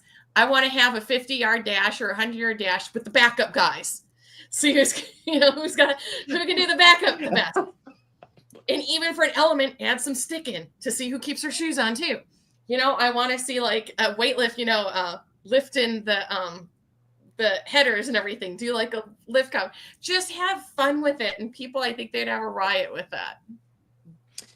And also, let's say everything you're saying, let's say it's not even a big event. Yeah. That's good YouTube content. I know. Yeah. Hello. Put it on NHRA YouTube. Yeah. I mean, I think I don't know if somebody did it, but I thought they did, or I sent as an idea to somebody. I want to see the backup guys training on a treadmill. Like, on a treadmill, running. Okay, I got this, That would be cool. That's fun content. People want to see fun like stuff. News gets depressing. People, we want to see some fun stuff. We want to have a laugh. Yeah. And we want to share it with everybody saying, oh my gosh, did you see this? This is right. That's what social content's about. Right. Yeah. Right. At the end of the day, all we're talking about, whether it's on TV or social media, is being creative and giving a behind-the-scenes glimpse and telling the stories of those that don't get heard. And if you do those three things, I think you've got a package that is going to resonate and reach people. Yeah, and like you said, everybody's responsibility to build everybody up, build each other up, build the NHRA up, because then they'll get more eyes and people will be on me fighting to carry NHRA. You're going to have a bidding war. We want it. No, we want it. So. That would be Absolutely. Awesome. Absolutely. More money. And if you haven't saw Courtney Edwards' video, she's right. It is about the money. It is.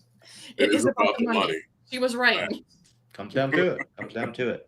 Yeah. Well, Nikki, look, thank you for your time and enjoyed it talking about some TV. We're going to let you go. We're going to wrap this power hour up. Thank you. Yeah, because I got to get to sleep. I got to get work in the morning. I have a department head meeting right away in the morning. So. Uh-oh. Have a good night. Good night, guys. So awesome. Tujne. Well, while we take a quick break and then we'll wrap the show up here tonight after a good conversation with Paul Lee and then also Nikki Clark on TV.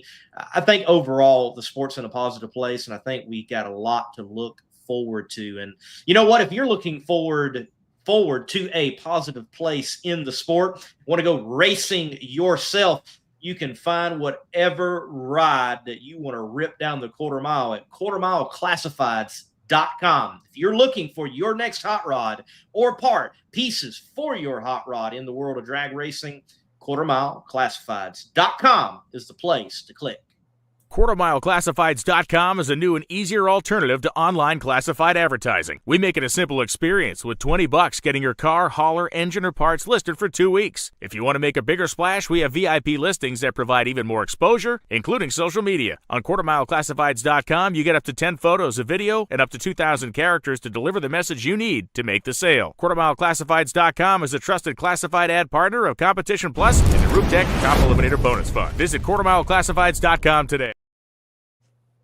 Oh, well, Dujanay, I know a Seaport in the comment section was talking about YouTube, and I agree. I think the NHRA can still make improvements, but wow, they are doing a far better job on the YouTube.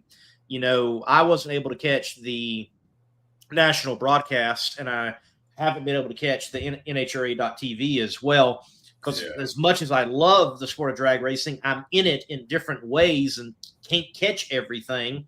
Right. But you look at their YouTube right now, like I remember a day and time, Dujanay, that they stopped doing, for whatever reason, there was a period before COVID that they had the highlights. And then even like 2 years before COVID, not like COVID killed it, but like 2 years before COVID, they cut all the highlights on YouTube out.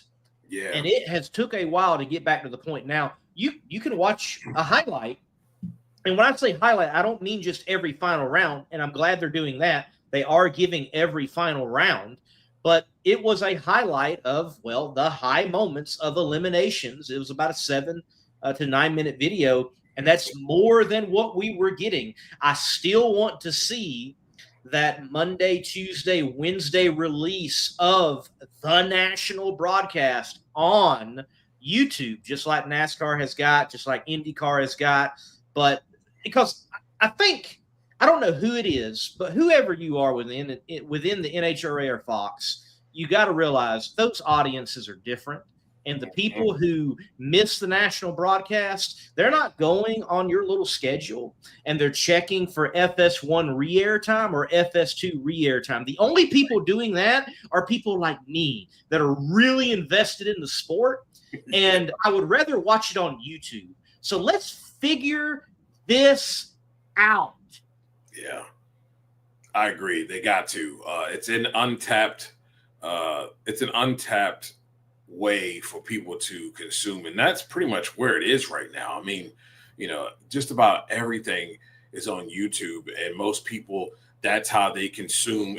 If I want to catch something quick and I didn't catch the entire show, I mean, that's where you can find it. I mean, you know, Pat McAfee streams live on ESPN and on YouTube. It's the way, like, the younger generation, that's pretty much where they get their stuff. They don't need a TV subscription. They're not going to go to Sling. Some may have YouTube TV, but for the most part, they're comfortable with Hulu and just having YouTube, and they find all the crap that they want through that. And I think by releasing them the next day, you're going to get more ads. More people will likely watch, which means you're making more money in the long run by doing that. And I think the content is definitely worth having on there. You know, and I don't think it should be some type of delay where you know, like Dave W said on my show, like it's some kind of, you're giving us some kind of Christmas gift and you unload all of last year's shows, you know, onto YouTube for us to watch. It just needs to be right after the event. Keep it moving. Because you know what? Most people aren't going to FS2 to watch it. No, they're not. They're not. The people who do that are invested. Right. Okay? They're people like you and I. Right. That didn't get to catch the national event, and we're going to catch that replay. Yep. That's it. It is not your younger generation. That's for sure. Right. I ain't interested in that. Look, I understand Fox, and I understand there's contracts, but the alcohol classes, and the sportsman show that comes out later, that it can have its TV date, but just drop it. Because I as can soon tell as you, possible. I mean, ask someone, do they know when that show's going to drop? Because the promotion ain't really all that great to know.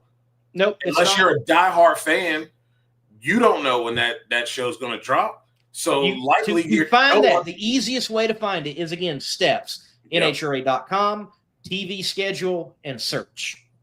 And how many of the youth are going to go through all that red tape? Well, not I don't even want to do it. I mean, I don't know how many people I have to respond to on either Sega or Chaos platforms of, hey, what's the schedule? And the schedule's been out for like 6 months. Yeah. It's just a way to make this thing a lot easier. And I think you get more viewership, and people would probably be likely to be more vested in the Lucas Oil series if it was easily accessible. But absolutely, I completely agree. I'm not watching it on the delay because I can tell you I probably don't know the schedule at all. Right. I think the people at Fox, people at NHRA, they've got to come to grips. They got to understand that the YouTube audience is not going to pull from the TV audience. I think that number is fractional. Yeah, it's not. If you are going to watch it, you're going to watch it. It's like the people who say that live streaming takes away from people going to an event. I think it's very fractional. It's marginal. The people who are going to go, they're going to go. Right. The people who watch live streams, they are far away most of the time. And I have seen that repeatedly. And I saw that, you can see it with the Fling right now that is streaming out there in Las Vegas. I saw it with Southeast Gassers Association. Mm-hmm. How many people internationally were watching that were not going to be at South Georgia Motorsports Park? Yeah, they weren't even. So, again, realize these are not hurting the audiences overall. It's only adding more to a potential audience. Yeah, it really does. And the more you can add in the many ways that we have to have this content accessible, the better. Because I also think there's room that you can also put this on your fast channel. I mean, it's content. Why not? You don't have to wait. You don't have to wait till the entire season's over. It's content. Feed it. Continue to feed it. You've got all these avenues. Use it. Dave W., if that was your favorite part, I'm sorry. I'm sorry. I'm so sorry. Now the story on that is, one, we had range issues because Warren Evans had to whip up a cordless mic really quick, and we had some range issues. So that was very interesting. It's some tit for tat when you're like, oh, I can't hear myself, and bring it back and go full. Yeah, it's interesting. Yep, it is very interesting. The joys of live streaming. Joys of live streaming, the joys of technology. Hey, we all love it. Like technology, there was a little, issue starting this show, but hey, we're live, we're talking, and we're able to have this platform and talk with everyone in the comment section, such as Milton and Seaport and Dave W. and Andrew and that drag racing mayhem dude, and so many others that usually dive into the comment section. Thank you for watching, and thank you for hitting the like button. But the mic cut out a lot, unfortunately. Yes, it did. It was tough. It was tough. So yep, we were gutting it out. Comments have been jumping tonight, by the way. Oh, Seaport. So upload to Tubi. Do you mean the national broadcast after the event, or are you talking about the channel that is playing older content routinely? Because I'm aware of that one on Tubi and others, but if they are uploading recent material, that's cool. That's great. I'm glad they're doing that. I don't watch that outside of the fact that the Talking Funny Cars hasn't come back yet. I don't. Every now and then when there's an old one or something from the 80s, I usually will watch it, and I've probably seen it 1,000 times, but I just like watching it anyway. Okay, cool, Dave W. Thank you for the answer. I didn't realize they had recent races. I tend to be this individual that I don't know about everybody else, but the way I consume content is it's very much YouTube alone. I'm very much just YouTube. Yeah. Like, my wife and I, we cut cable out. We're just doing, like Netflix and YouTube. And, I think like, because we've got Amazon Prime, and that's it. And if I want to go watch a live race, I'll just go to a restaurant and find one with a TV and enjoy a meal while watching a race and do some work. I've done that for years. It's nothing new. Yeah. So again, we just have to look at it really differently. I think the way people consume content, like if I'm an individual that goes to a restaurant and I don't have the TV on in my home, there might be 20 people there watching a race. They might not all be watching, but they're viewing it, but 20 people aren't counted. Nope. But yet there I am. So people are just consuming things in a completely different manner. And if there was a full replay on YouTube of the NHRA national event, I would have watched that Monday. I would have had it on the background and caught up on it. And Me too. Because as much as some people love NHRA.tv, and it is great, some people don't want NHRA.tv on all day. Right. Yeah. That is the tough part. You kind of are in and out with it. If you've got other things going on, you're kind of in and out with it. You're not sitting there all day. And I love watching. I kind of consume drag racing the way I consume my football. After it's over, I'm usually watching games over, and I take a deeper dive or a deeper look at different things and breaking down what I'm seeing. Because I'm a guy that doesn't have TV shows, and I don't watch, I don't have these set TV shows that I like, or people got their anime or whatever it is. I just consume sports. So, that's why I like to do that. So yeah, it would be great to have that available because I have it on in the background. Right. And to Seaport, his point, he said problem was upload timing was very inconsistent, and of course, no promotion anywhere. And I think that's the big key, no promotion anywhere. Because I feel like NHRA launched that channel, and there was a promotion around it being launched. Yeah, and that was it. But now the only time you hear about it is someone like Brian Loans mentioning it. Yeah. Or us talking about it right now. It would be great to see on the NHRA Facebook page and Twitter, hey guys, you can catch on Tubi tonight. Yep. Whatever it is. Yep. I think they could there'd be more viewership if it was promoted, because I don't think a lot of people really know about it because it's not talked about. And I think with the Talking Funny Cars deal, that kind of helped it out a lot because it was being promoted, through the social medias. And like you said, other than Brian Loans, because some of his shows go over there as well, it's not really mentioned that much. So it's so many things they have that would be useful to get eyes on the sport, and that they can take advantage of as far as being able to have marketing and other things to be able to sell to make money. Because that's at the end of the day, that's what you're trying to do. And that's the way that this this world is now. That's how you navigate that. And if they take advantage of it, I think they could really, really tap into some funds, that are, basically ripe for the picking.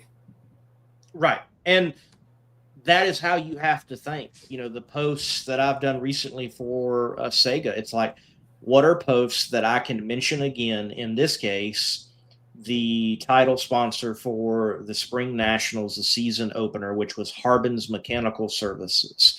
And if you're in the metro Atlanta area, they are the leader in HVAC and refrigeration needs being met for Atlanta and its metro area. And when I talk about HVAC, I'm talking about all the way to the skyscrapers down to the suburbs and the local businesses. Yeah. So you're always trying to figure out, just like I did there, how can I promote, how can I give back to the sponsors? Because it's that circle.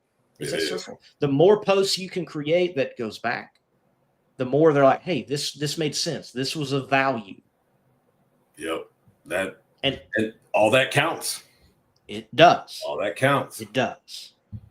All of it counts. Absolutely. Well, Dugenais, the Winter Nationals, we really haven't got to talk too much about the Winter Nationals. I know, right? We've talked about so many other things. What I have seen, what an interesting, I remember, where was I? I stopped in, my wife and we stopped in at a Chewy's just north of Louisville, Kentucky. And I was working on some Sega content, actually. And I went over to NHRA.com and I checked out live timing. Yes, for all of you that hate to see things spoiled on social media, you can go to NHRA.com and see things in live timing. You can actually even see updated ladders throughout the day. I'm sorry to tell you that, but it's all there and visible. But I go to NHRA.com, I looked at the ladders, and I looked at round one of both the Nitro classes, and I was like, wow, this is already a very interesting race day Sunday for the Winter Nationals. Yeah, absolutely incredible. I don't think you couldn't have written a script like that. And if you were a player of Drag Race Bracket Bonanza, your bracket was toast probably you after were hurt. The first round. You were hurt. It was a disaster this weekend. Yeah, you were calling your psychiatrist and setting up an appointment. Yes, it was a disaster. But I think that's we've talked about the seasons, especially in this post COVID deal of NHRA and how great it's been. But each and every season has been great for a different reason. And this season, we are seeing we talk about the level of competition, but we're seeing that level of competition play out on the racetrack. And like we talked about concerning Paul Lee, there's no gimme rounds anymore. You can't go out here and just think you're going to throw up a layup. And because, I'm racing XYZ that I'm going to get to the finish line, I'll just throw up a layup this round and we'll worry about stepping it up the next round. No, you have to bring out your best ball right out of the gate. And that has caused folks to slip on the banana peel and land on their butt cheeks. It really has. And it's created this thing where we've got three different funny car winners in the first three races. And none of them are Austin Prock. None of them are Ron Capps. None of them are Matt Hagan. And we've got three different winners in Top Fuel. By the way, none of them are Doug Coletta, Justin Ashley, Brittany Force. Yeah, none of them. I think the only one out of those that have won thus far, it's Langdon that kind of fits in that norm. Yes.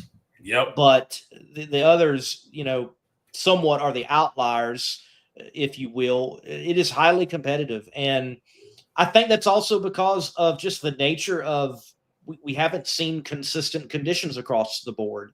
Yeah. And then we're going into now a four-wide situation, which can always be interesting. So it is going to continue to shape up to be a fascinating season. And look, we're getting what we want. We're getting what we are getting what we want for fans and storylines, and it is so cool to see that some of the top performing cars are not necessarily winning on Sunday, and like Dave W mentions, you've got the storyline of how Brittany was performing at that event and 300 miles per hour to the eighth, not just once but twice in the same event, and yet she doesn't come away with the Wally at the end of the day.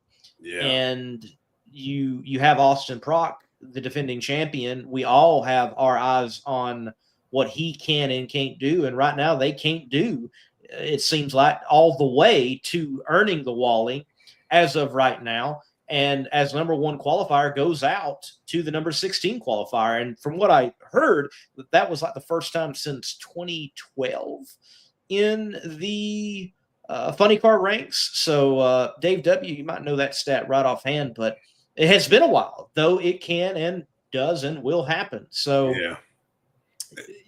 yeah. And I thought there was a good point by Dave as well, is that, damn, I had it and it just flees my mind. I was right on it, and it just went poof, gone. They have not been right since that rear end exploded in Gainesville. That car hasn't been right since. It has not been the same consistent car these last couple of races since that rear end let go. And I think that's something to watch as we move forward here. And you got to think about, too, in a lot of classes this year, I don't know if Top Fuel will be one of them, but in funny car, you have the potential to have a few new drivers racing four wide. That's going to throw a monkey wrench into things. And definitely in pro stock, you're going to have a few new drivers showing up and racing this thing for the first time. We know how all this stuff works.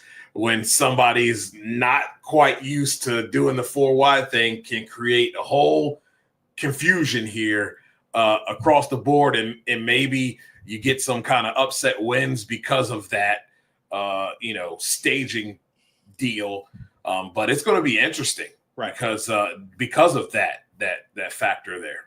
Right. And if I may add, it doesn't always have to just be new drivers. The drivers who know the procedure have issues. Let's go back to Josh Hart and Sean Langdon, two years ago, and the issue of, he's always stages late, and it's the classic, race your own race, bro, type of scenario, and just stage your stuff and don't worry about when someone else stages. Exactly. I mean, I think, if I remember correctly, Matt Hartford, we had Matt Hartford on the show, asked him about his thoughts on the four wide. He's like, I'm on stage first and wait for everyone else. Like, there you go. If everybody would put their stuff in the beams and just wait, just go stage. Yeah. That Top Alcohol deal was fantastic. It was the fun. Staging duel was fun. It was fantastic. It got people talking about that class who probably would never even have looked that way. That was fun, and I would love to see more of that. It is a strategy. It really is. It really is, and it can work in your favor, and it cannot work in your favor. But at the end of the day, it's fun. It's fun for the fans. It's fun for TV. It is. That was awesome. I enjoyed every bit of it. It is. I mean, we saw it at Sega 2 weekends ago. Yes. I mean, you saw it between Leslie and Greg, and then Leslie and Ben. And look, I know folks who don't like it. I can see it routinely in comment sections. I don't like it. Just stage your stuff. But those comments are not as numerous as those saying, "Man, that was a blast." So there's just something to people's. I don't know why. For a sport that really loves the going, we really love that moment of sitting. Yes. It's very Yeah. interesting. And I mean, it's cool. It works. If you work it in your favor as an announcer, you can play it up, and hopefully you got a starter that will let it play out to a degree, and they'll throw in some theatrics. Like I like the starters that like go put the switch down and just step away, whatever. Yeah. I love stuff like that. I mean, why not have some fun with it? And I like the fact that the son, Matt Latino, double balled his daddy. He admitted it on the top end that's what he did. Yep. I'm okay with that. I don't know why more people don't do that. And I know we had Doug Herbert on, and he said, how that can kind of throw you off. But look, man, if I'm going against somebody like a Dallas Glenn and I'm fresh in the class, basically, a rookie, and I make it to the final round against this guy, I need every edge that I can get. Yeah, I'm going to double bump the crap out of him. And he might not like it, but it's within the rules. It's within the rules. And, I think Jack Beckman was on the show years ago, like even before him being on with John Force, and it was toward that span where he wasn't in a car. It's like, hey, if you double bulb, that's you. I can sit there and wait, and I can still do my thing. That's not telling me to hurry up. Right. And it's not. You can stage when you want. Yep. You got the 7 seconds you need to get in there, and not even that. No, if you have not put the pre-stage on yet and they lit both bulbs, the 7 seconons hasn't started. Hasn't started until you put the top bulb on. Oh, bingo. Well, yeah, I'd hang them out to dry. You can cackle there for a little bit and like, oh, hang out. Yeah, I hang them out to dry because now they've sat there all that time and you didn't do what they thought you were going to do. Now they're the ones that have been staring at this tree all this time. Yeah.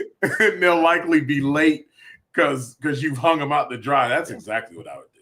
Yeah, and if you figure out how to do a little flicker of that bottom bulb before you never know. You never know. Gamemanship on the line. It's you know who most of the time gets upset about the whole gamemanship thing on the line? It's the one that lost at the game. I agreed. That's usually who gets hurt. That's usually who it is. Yeah. And Dave said that looks to be an accurate stat. All right. And it was another JFR car. Yeah. Yeah. Yes, Todd Lasenko. Yes, wow. Yeah. That's a name. Have not heard that in a while. Yeah. That's a name. That's a name. Well, wow, we're running out of time. I do want to take the time to say they had a spectacular event, Battle of Thrones, Rockingham Dragway. Take some time, swing by, look at Rockingham Dragway, look at Duck Productions, and see the results. With that being said, I just want to say to Rockingham Dragway, what a phenomenal job that new ownership group that they are doing. They've had it for about 2 years now since Steve Earwood handed it over, maybe 3 now, and they just keep making improvement after improvement after improvement after improvement. They got a lot of big events this year. They got Pro Mods at the Rock, which would be like their Pro Mod series at Rockingham happening this year. I think Sick Week is going to roll through there, or Sick at the Rock. Maybe not Sick Week. It might be inaccurate to say it that way, but Sick at the Rock. They got that rolling through there. There's Mopars at the Rock. Rockingham is moving on an upward trajectory, and that's good for that area there in Richmond County of North Carolina, because as the drag strip is moving upward, so is the Roundy Round track moving upward as well. They've got NASCAR racing coming back for the first time in many, many years with ARCA, Xfinity, and the Truck Series coming in. So, look, a lot of great things happening for Rockingham there in Richmond County, both straight and round variety. So that is good to hear. We've got racing coming up this weekend. Everybody, the Funny Car Chaos Classic has been postponed. Chris Graves, they made a call. Looks like there's going to be terrible weather this weekend, and certainly the Texas Motorplex is very sensitive right now about terrible weather and having people at the track. I can certainly understand that with what's happened in the past. They want to take care of everybody. They want to make sure everybody's safe. So they're calling this. Now, Chris has done this before with this event, and we've had a great event. So don't worry about it. It's been postponed to the week of May 1st, 2nd, 3rd. And this weekend, there's still Sega drag racing happening at Shadyside, North Carolina. Shadyside Dragway at Shelby, North Carolina. There's also drag racing happening elsewhere in North Carolina. Galat Motorsports Park, which has been bought by the NHRA. That is apparently true. Yeah. Just like we had Mr. Bird on last week, was like, hey, there's announcements coming. Well, there is an announcement. The Galat has been purchased, and they have the season opener, the East Coast Nationals, for the PDRA, Professional Drag Racers Association. So drag racing happening everywhere, including there in Las Vegas for the 4-Wide Nationals. Yeah, it's going to be a lot. That'll be, next week? They got a week off, and then they're back at it again. A lot of stuff going on, a lot of good stuff going on. And it's nice to see Rockingham coming back. It was a staple back in the day, and it deserves to be where it used to be, a staple of drag strips in America. So that's awesome to hear and see. They're doing a great job. I really think, depending on how the Georgia Showcase of Speed goes down at South Georgia Motorsports Park that we expect later on this year, I think Rockingham is a great fit for that. I think Rockingham also would be a good fit for regional action, and having Top Alcohol Dragster and Top Alcohol Funny Car come back to the premises and give the Southeast another regional. Right now, the Southeast only has one regional, and that is the Baby Gators. So it would be nice in that region to have something else within the Southeast. Yeah. Because they have a regional in the Northeast. They have a regional in Virginia. And Virginia, depending on who you talk to, isn't quite Southeast. It isn't. So it's still a track. They would love to have something kind of Carolina area. But then you would spread out that region from Northeast to Mid-Atlantic to Carolinas to Florida. And that's a pretty good spread that region. There's a lot of competitors that would like to see that. But Rockingham's got some great things going on. Obviously, the Dig or Die event, that is, one of the biggest, if not the biggest, back of the track, no prep events. So it is cool that they are interesting. Oh, really? Huh. Very interesting. Seaport. Yeah. I'm surprised that they, I'll just be honest. We were trying to come to a deal and couldn't come to a deal. I'm surprised that they put that on the schedule, though. Interesting. Yeah. Yeah, because we were just in talks. Yeah, that is interesting. I was hoping we would get a deal pinned, but we couldn't. So unfortunate. But if you're a live streamer out there, by the way, of sporting events, and you've got some open dates right now, call me. We could use you. Yeah, call me. Southeast Gases Association could use you. So, or I'm going to figure it out myself. Yeah. You're going to get paid. That's, everybody wants to get paid. So one way or the other. One way or the other. It's going to get done. So absolutely. Dujanay, anything else?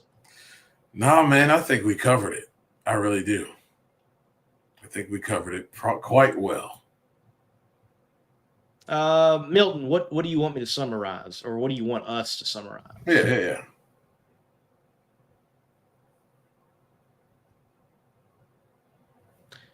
As we wait for Milton to give us a clarifying comment from YouTube, thanks for watching from YouTube as well, and thank you to all that are watching from Facebook and X, the platform formerly known as Twitter.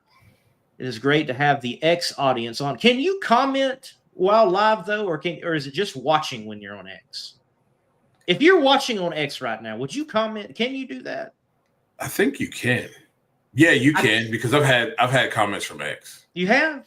Yeah. A comment from X is a rare thing. It is. There's only certain people. But then there were some people that were on X last week that were on YouTube this week. So Milton, referring to the Motor Mania TV and on the schedule and what Seaport is mentioning, if it's that, I can rehash it. So was in talks with Motor Mania of streaming for the Southeast Gassers Association, but we could not come to a deal. And they pencil, Mark, who runs that, he said, we'll pencil you in. And he meant it. He had us on the schedule and kind of blocked us off for that, but we just could not come to a deal. And hey, he can stand to his deal and run his business however he wants to, and Sega can stand by what they're going to want and need as well. We just could not come to a deal. So nothing against Motor Mania TV, nothing against Sega, just couldn't come to a deal. And that's the reality. Look, on a very small scale, I kind of understand what Nikki's talking about, what TV negotiations are. I was in negotiations on streaming and like where the rights of content were going to go and who had this and who had that. And that's part of it. It is not just, I'm going to stream an event. Well, let's go find a streamer. What does this streamer want? What do they want and pay? What do they want to do? Where is it going? There's a lot of factors involved. So, you may want to see your favorite drag racing series on some platform, but it's not as easy as just getting them on a platform. I know Warren Evans, myself, we've mentioned to years ago, Flow Racing, Southeast Gassers on Flow Racing, and they weren't interested at all. So cool, you're not interested, can't make that deal, great. Yep. Yeah, it's a lot that goes into it, and sometimes I just don't understand. I don't understand what some people, their thought process, and each to each their own, I guess. But like I said, man, when it comes to getting paid to do something, and that's what we're all trying to work and make money. I don't, the little things that just don't matter shouldn't crush a deal when you're getting paid. That's just the only thing that just I don't understand with some folks. Let me put it this way. If you are a live streamer of live sporting events, in particular, how to stream drag racing, and you're interested in booking, well, at this point, 8 weekends, call me, email me. Okay. Money. Got money. Just saying. Yep. Got money. Or again, I figure it out myself. Yep. One way or the other. One way or the other. There you go. There you go. Ladies and gentlemen, thank you for watching. It's been great. Paul Lee, Nikki Clark, thank you for your time. Dujanay, thank you for your time. Always doing great on this show and on your show, the Not Bland Show. By the way, take some time. Where can people find you beyond the Competition Plus Power Hour? Oh, man, you can follow me at Not Bland 21 on everything. You can find the show at the Not Bland Show on YouTube. Man, we talk NHRA, we talk drag racing, we have Sega on, we talk NFL, we talk NBA, but right now we're just hot and heavy on racing right now. So come and join the fun. We got a lot of great people in the comments, and if you have a comment and it doesn't jive with me or anybody in the comments, we're not going to crush you for it. We're going to put it out there, and everybody is respected. Everybody's thoughts are respected over at the Not Bland Show. So subscribe, hit the bell, and we're on every Tuesday, 7:00. Spectacular. Folks, this has been the Competition Plus Power Hour. Thank you for watching. We're going to end it now. We've been going for more than an hour, well over an hour. Yeah. A lot of power hour tonight. That's been great. Thank you all for watching. Hit the like button, hit the share button. We're going to end this thing. God bless and keep the pedal to the metal. I certainly think it's been a peak show. If you want to take your vehicle's performance to new heights, you got to give it P. Like our original equipment technology, antifreeze and coolant. Our formulas match the vehicle manufacturer's technology requirements so that we have the perfect match for every vehicle. That's one reason why Peak is among the fastest growing brands of coolant in America. We work harder to earn the trust of people like you every day.